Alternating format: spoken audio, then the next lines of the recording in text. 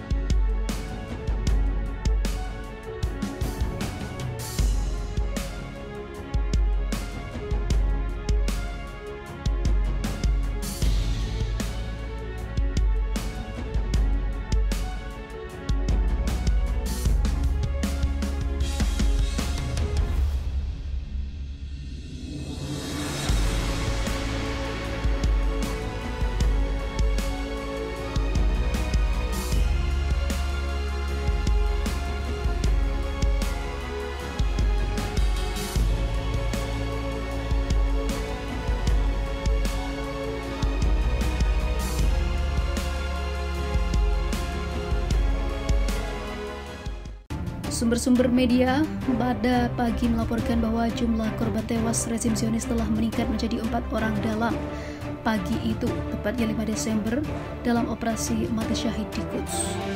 Menurut laporan IRNA, media-media Zionis mengumumkan bahwa 3 Zionis tewas dan beberapa lainnya terluka dalam operasi mati syahid di sebuah terminal di kota Quds, dan setidaknya 5 dari mereka berada dalam kondisi kritis. Media-media itu kemudian mengumumkan identitas salah satu korban yang tewas dan mengumumkan dia sebagai ketua pengadilan Rabi wilayah Ashdod di wilayah pendudukan. Sumber-sumber ini juga menekankan bahwa orang yang terbunuh adalah pemukim yang sama yang ditembaki oleh tentara Israel karena mengira dia adalah orang Palestina. Operasi di wilayah pendudukan Quds menimbulkan kebingungan dalam sistem keamanan dan militer rezim Zionis, sehingga para prajurit rezim ini secara keliru melepaskan tembakan ke arah pemukim Zionis sambil menembaki pelaku operasi penembakan di wilayah pendudukan Quds. Menurut laporan media-media Zionis, pemukiman ini sedang duduk di tanah dan mengangkat tangannya, tapi tentara Zionis yang mengira dia adalah orang Palestina malah menembak dan melukainya. Sementara itu, Brigade Ezzedine Al-Qassam pada siang ini mengabarkan penyerangan terhadap pasukan rezim Zionis makin berlanjut. Pejuang perlawanan Palestina menembak 5 kendaraan pasukan Israel di timur Deir al-Balah dengan bom dan roket Yasin 105. Akibatnya, 3 kendaraan tempur menjadi hancur. Ditambahkannya lagi, pasukan perlawanan Palestina juga menyerang sekelompok tentara Israel yang sedang berada di sebuah gedung di Beit Hanun dengan roket TBG-7. Setelah kontak senjata hebat yang terjadi antara pasukan perlawanan Palestina dan tentara rezim Zionis pecah di wilayah itu, sejumlah tentara Israel ditemukan tak berdaya alias tewas. Tidak lama kemudian, Brigade Al-Qassam mengumumkan bahwa mereka berhasil meledakkan 2 tank pasukan Israel dengan roket Yasin 105 di selatan Beit Lahia. Sayap militer Hamas itu juga mengumumkan telah melancarkan serangan mengejutkan terhadap puluhan tentara rezim Zionis yang mengakibatkan mereka berjatuhan. Takut lawan Hamas, para tentara dan komandannya kabur dari Gaza. Kini dikejar, ternyata pecundang. Militer Zionis Israel telah memecat seorang komando batalion tempur dan wakilnya dan beberapa anak buahnya karena telah melarikan diri dalam perang melawan sayap militer Hamas Brigade Ezzedine Al-Qassam di Gaza, Palestina. Aksi kabur dari medan pertempuran itu terjadi selama invasi militer Israel ke Gaza Utara. Pemecatan itu dilaporkan surat kabar Yediot Aharonot pada hari Senin kemarin. Diketahui para perwira tersebut, lanjut laporan Yediot Aharonot bersama dengan puluhan bawahannya yang lain menyatakan bahwa mereka memutuskan untuk mundur karena unit mereka takut dan juga tidak menerima banyak dukungan militer atau perlindungan udara ketika menghadapi puluhan pejuang Brigade Al-Qassam selama penyergapan. Mereka mengakui ketakutan untuk melawan Hamas, bahkan memandangnya pun tak mampu.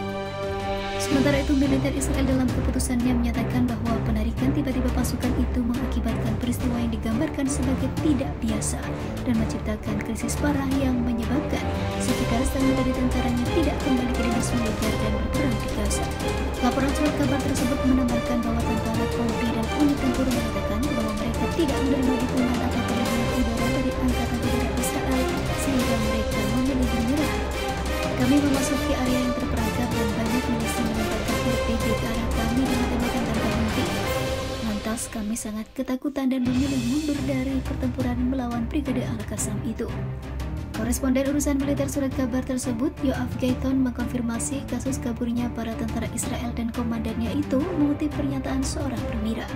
Petugas di brigade mengakui bahwa pasukan tersebut dikirim dalam misi dengan cara yang buruk setelah melakukan aktivitas berkepanjangan di jalur Gaza tanpa istirahat dan bahwa insiden tersebut menciptakan suasana yang sulit di batalion, tulis Zayton.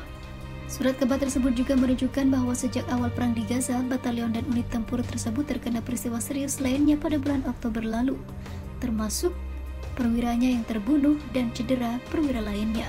Perlu dicatat bahwa batalion tersebut mengalami kejadian yang parah dalam sebulan terakhir. Tentara dan unit lain didatangkan untuk mengisi kesenjangan dan krisis kepercayaan pun tercipta, info militer Israel dikutip dari Yediot Ahronot.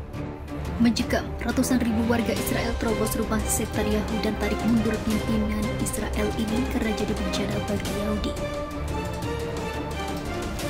Seluruh warga Israel nampaknya sudah muak dengan kelakuan pemimpinnya. Hal ini menyebabkan Netanyahu dituduh massa di rumahnya hingga kerusakan tercipta dan mengancam kehidupan pemimpin Zionis yang kontroversial ini. Netanyahu disebut telah menjadi kutukan dan bencana yang justru menghancurkan negaranya dan membuat simpati seluruh dunia beralih pada Palestina dan menyebabkan kemenangan mutlak bagi Palestina yang telah diserang oleh Israel. Sebelumnya pada Sabtu malam, teman-teman dan keluarga para tawanan dan banyak pendukungnya berkumpul di lapangan Sandra, sementara sebagian lainnya berada di kediaman pribadi Netanyahu di Yerusalem, menyerukan agar Netanyahu segera dicopot dari jabatannya. Jelas Sarah Khairat dari Al Jazeera.